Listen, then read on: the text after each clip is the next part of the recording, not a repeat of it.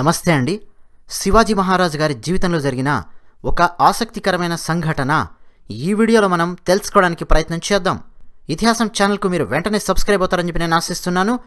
Video నచ్చితే like కొట్టండి. అలాగే మీరేమనుకుంటున్నారో మీ అభిప్రాయాలను వెంటనే ఇతిహాసం ఛానల్లో రాస్తారు అని చెప్పి నేను ఆశిస్తున్నాను వీడియో అయిపోగానే. మరి విషయానికి వస్తే,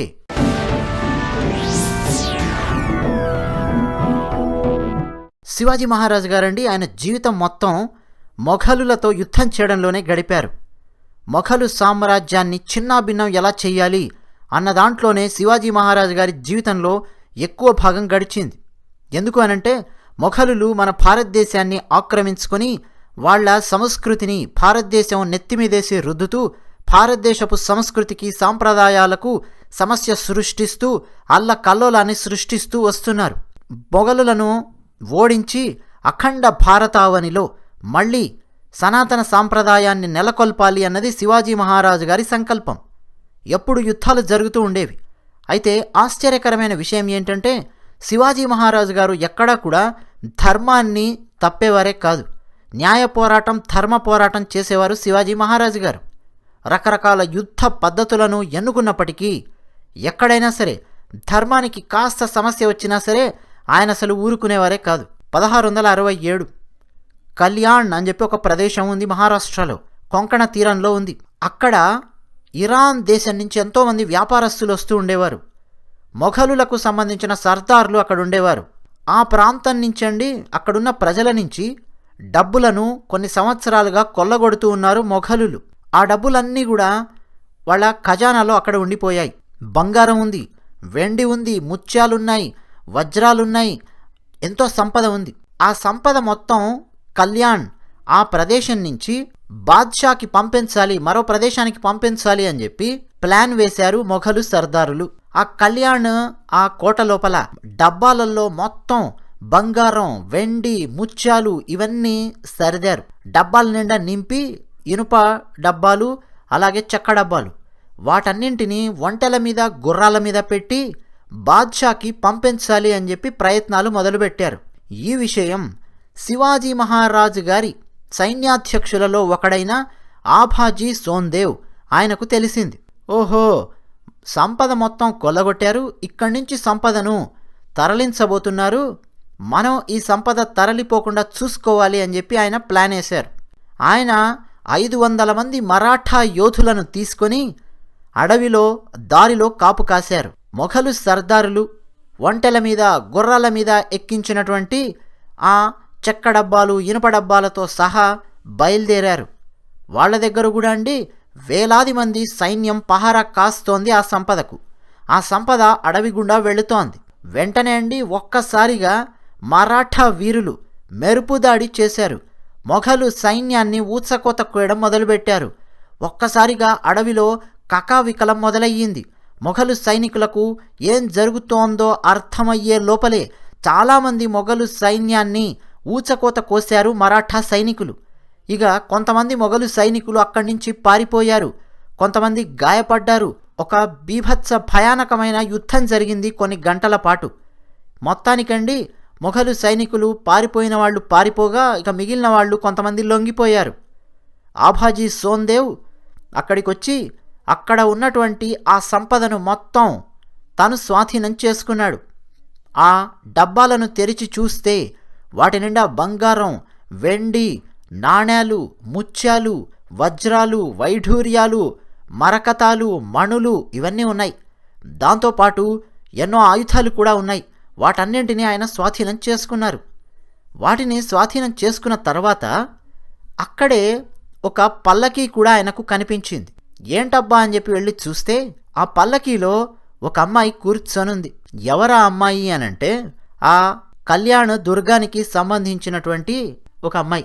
ఎవరమ్మా నువ్వు అని చెప్పి కనుక్కుంటే, బీజాపూర్ సుల్తాన్ ఉన్నాడు ముల్లా అహ్మద్, ఆయన చిన్న కోడలు, అంటే ఆయన కొడుకు యొక్క భార్య, చిన్న కోడలు. చూస్తే చాలా అందంగా ఉంది.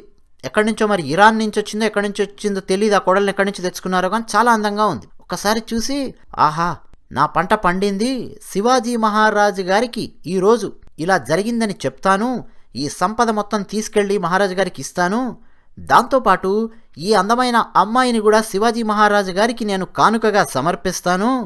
శివాజీ మహారాజు గారు నేను చేసిన పని మెచ్చుకొని నాకు డబ్బులు ఇస్తారు, పదవులిచ్చి గౌరవిస్తారు అని చెప్పి ఆభాజీ ఆలోచించాడు. ఎందుకంటే ఆభాజీ ఆలోచన ఏంటంటే, ఏముంది సుల్తాన్ దగ్గర, ఔరంగజేబ్ దగ్గర చాలామంది ఇలాంటి అందమైన అమ్మాయిలు, ఎక్కడెక్కడో దేశ విదేశాల నుంచి ఉన్నటువంటి అమ్మాయిలందరూ అక్కడ పడి ఉంటారు.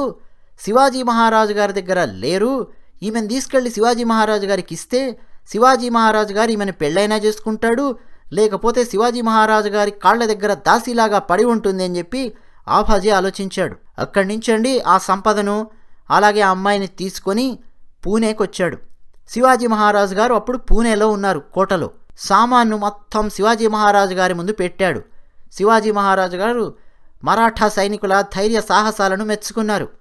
దాంతోపాటు ఆభాజీ అన్నాడు, మహారాజా, నేను మీకోసం ఒక అందమైన కానుక తీసుకొచ్చాను, ఆ కానుక నేను మీకు సమర్పిస్తున్నాను అని చెప్పి ఆ అమ్మాయిని తీసుకొచ్చి ఆ రాజసభ మధ్యలో నించోబెట్టాడు. శివాజీ మహారాజు గారు ఆశ్చర్యపోయి చూస్తున్నారు, ఎవరి అమ్మాయి అని.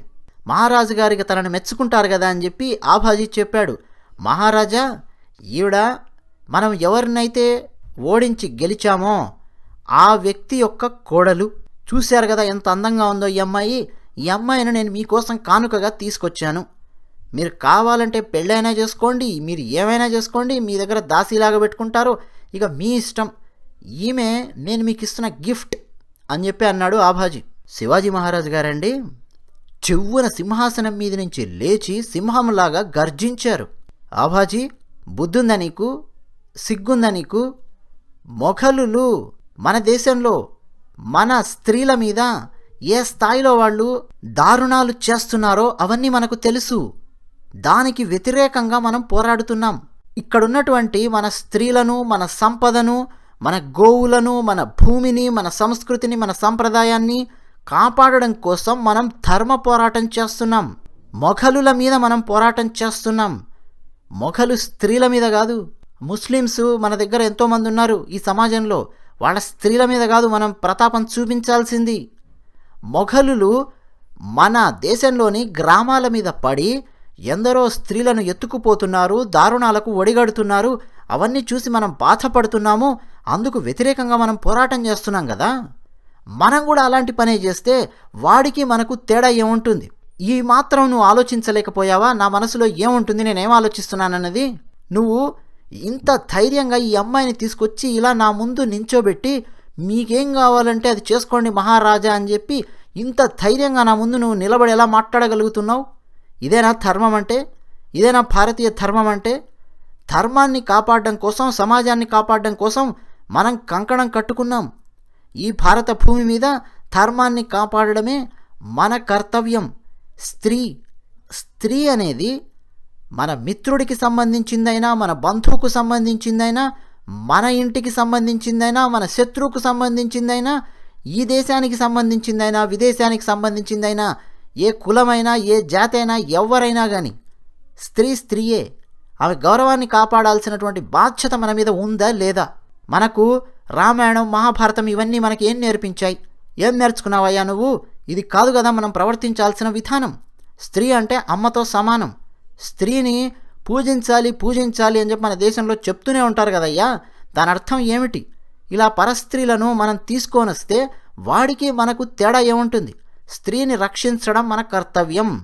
ఖచ్చితంగా ఈ స్త్రీని వెంటనే ఎక్కడి నుంచైతే తీసుకొచ్చారో, ఎవరి దగ్గర నుంచి అయితే తీసుకొచ్చారో మీరు ఖైదు చేస్తుంటారు కదా వాళ్ళు, ఈమె కుటుంబ సభ్యులు, ముందు వాళ్ళని వదిలేయండి. వాళ్ళ దగ్గరికి ఈమెను చేర్చండి. ఈమె చూడు ఎలా భయపడుతోందో, వణుకుతోందో. స్త్రీని రక్షించాలయ్యా, అది గుర్తుపెట్టుకోండి అని చెప్పి శివాజీ మహారాజు గారు నిండు సభలో గర్జించారు. అందరూ అండి ఒక్కసారిగా అలా స్తబ్దుగా ఉండిపోయి చూస్తున్నారు. ఆ తర్వాత శివాజీ మహారాజు గారు ఈమె వంక చూసి ఆమెకు నమస్కారం పెట్టి, ఈ ఆభాజీ చెప్పినట్టమ్మా, నువ్వు అందంగానే ఉన్నావు, చాలా అందంగా ఉన్నావు. ఒకవేళ నేను నీకు గనక పుట్టి ఉంటే నేను మరింత అందమైన యువకుడిలాగా పుట్టి ఉండేవాడినేమో. నీ గర్భం నుంచి గనక నేను జన్మించి ఉంటే సరే, ఆ అవకాశం నాకు లేకపోయింది. కానీ ఇప్పటికైనా మించిపోయింది ఏం లేదు. నేను నిన్ను అలాగే ఆదరిస్తున్నాను అని చెప్పి, ఎవరక్కడా అని చెప్పి పిలిచారు. సైనికులు వచ్చి నిలబడితే వెళ్ళి వెంటనే చీర అలాగే రవిక బంగారు నగలు తీసుకొని రండి అని చెప్పి ఆయన ఆజ్ఞాపించాడు. సైనికులు వెళ్ళండి పట్టు చీర, పట్టు రవిక, బంగారు నగలు అవన్నీ తీసుకొని వచ్చారు ఒక పెద్ద బంగారు పళ్ళెంలో పెట్టి. ఆ బంగారు పళ్ళాన్ని తీసుకొచ్చి ఆమె చేతికిచ్చి నమస్కారం పెట్టి, ఇది మా సాంప్రదాయం, అందుకే నేను నీకు ఇస్తున్నానమ్మా, నీ పుట్టింటి వ్యక్తి నీకు ఇస్తున్నాడు అని చెప్పి నువ్వు అనుకో, నువ్వు ధైర్యంగా వెళ్ళు, నీకేమీ కాదు, మీ వాళ్ళ దగ్గరికి వెళ్ళు అని చెప్పి మళ్ళీ ఆర్డర్ వేసి ఆమెను పల్లకీలో సగౌరవంగా ఆమె ఇంటికి పంపించాడు శివాజీ మహారాజ్. ఇదండి ఛత్రపతి శివాజీ మహారాజు గారంటే. ఆ తర్వాత ఆబాజీకి అర్థమయ్యింది. ఆబాజీ క్షమించమని చెప్పి వేడుకున్నాడు శివాజీ మహారాజుని. అంతేకాదు శివాజీ మహారాజు గారు ఆమెతో పాటు ఒక ఉత్తరాన్ని కూడా పంపించారు ఆమె కుటుంబ సభ్యులకు. ఏమన్నా తెలుసా? దయచేసి మమ్మల్ని క్షమించండి, మా సైన్యాధ్యక్షుడు తెలియక పొరపాటున ఆమెను తీసుకొనొచ్చాడు, ఇతర స్త్రీలైనా మా స్త్రీలైనా ఏ స్త్రీలైనా సరే వాళ్ళని కాపాడడమే ఈ భారతీయ ధర్మము, స్త్రీలు కదా దొరికారు కదా, యుద్ధంలో మీరు ఓడిపోయారు కదా అని చెప్పి మీ స్త్రీల మీద దారుణాలు చేయడము, దాష్టీకాలు చేయడము అనేది ఈ భారత భూమిలో పుట్టిన వాడెవ్వడు చెయ్యడు, భారత గడ్డ మీద పాలు తాగిన వాడెవ్వడు చేయడు, మేము అలాంటి పని మేము ఎప్పుడూ చెయ్యము, మేం మీకు అభయం ఇస్తున్నాము, మీరిప్పుడు ఓడిపోయారు, మీ కోట మా వశం అయ్యింది, దాని అర్థం ఏమిటంటే మీ సంపద మా వశం అయ్యింది, ఆ భూమి మొత్తం మా వశం అయ్యింది, అంతే తప్ప మీ స్త్రీలు మా వశమైనట్టు కాదు, సగౌరవంగా మీరు బతకండి అని చెప్పి శివాజీ మహారాజు గారు ఉత్తరాన్ని పంపించారు. ఇదండి శివాజీ మహారాజు గారంటే. సాధారణంగా అండి యుద్ధం జరిగిన తర్వాత, అప్పుడే కాదు ఇప్పుడని కాదు అప్పుడని కాదు, ఎక్కడైనా యుద్ధాలు జరిగినప్పుడు మీరు చూడండి ఎంత దారుణంగా ఉంటుందంటే స్త్రీల మీద దాష్టికాలు విపరీతంగా జరుగుతాయి. 1971 బంగ్లాదేశ్ యుద్ధం జరిగినప్పుడు కూడా ఆ చరిత్ర ఒకసారి చదివితే మనం ఒక్కసారిగా షాక్ అయిపోతాం. బంగ్లాదేశ్లో ఢాకా దాకా వచ్చి ఎంతమంది స్త్రీల మీద దారుణాలు జరిగాయి అంటే పాకిస్తాన్ సైనికులు చేసినటువంటి పనులు మనకు బాధ కలుగుతుంది. ఏ యుద్ధం జరిగినా, సెకండ్ వరల్డ్ వార్ జరిగినా, ఫస్ట్ వరల్డ్ వార్ జరిగినా ఇదే ఒక దరిద్రం, దారుణమైనటువంటి విషయం. కానీ శివాజీ మహారాజు గారు ఏ స్థాయిలో అండి ఆయన స్త్రీకి అమ్మ అనేటటువంటి ఒక విలువ ఇచ్చి గౌరవించి పంపించారో చూడండి. అలాంటి శివాజీ మహారాజు గారు ఈ భారత భూమిలో పుట్టడం మనందరి అదృష్టం. శివాజీ మహారాజు గారి నుంచి అందరం సమాజం మొత్తం ఇన్స్పిరేషన్ తీసుకోవాల్సింది ఏంటయ్యా అంటే, ఎప్పుడైనా సరే ఎవరైనా ఎవరి మీదైనా యుద్ధం చేస్తూ ఉంటే, అయినా ఇప్పుడు ఎవరి మీద యుద్ధాలు చేయాల్సిన అవసరం లేదు సమాజంలో, కానీ చేస్తూ ఉంటే అది ధర్మ పోరాటం కావచ్చు, న్యాయ పోరాటం కావచ్చు, చట్టబద్ధంగా కావచ్చు, ఏదైనా కానీ ఒక వివాదం ఉన్నా గొడవ ఉన్నా కానీ ఎవరితో గొడవ ఉందో వాళ్ళతో మాట్లాడితే వాళ్ళతో ఆ వివాదాన్ని తేల్చుకుంటే సరిపోతుంది తప్ప వాళ్ళ కుటుంబ సభ్యుల మీద వాళ్ళ స్త్రీల మీద వ్యాఖ్యలు చేయడం, లేదు ట్రోలింగ్స్ చేయడం, లేకపోతే వాళ్ళని బజార్లోకి లాగడం, ఇవన్నీ కూడా తప్పు అని చెప్పి శివాజీ మహారాజు గారి నుంచి మనం నేర్చుకోవాలి. ఇదండి విషయం. ఇలాంటి మరిన్ని ఆసక్తికరమైన వీడియోస్ ఇతిహాసం ఛానల్లో ఉంటాయి. వెంటనే ఇతిహాసం ఛానల్కి మీరు సబ్స్క్రైబ్ అవ్వండి. శివాజీ మహారాజు గారి గురించే కాదు, మరింతమంది గొప్ప గొప్ప భారతీయ వీరుల గురించి మనం మాట్లాడుకుందాం. ధన్యవాదాలు.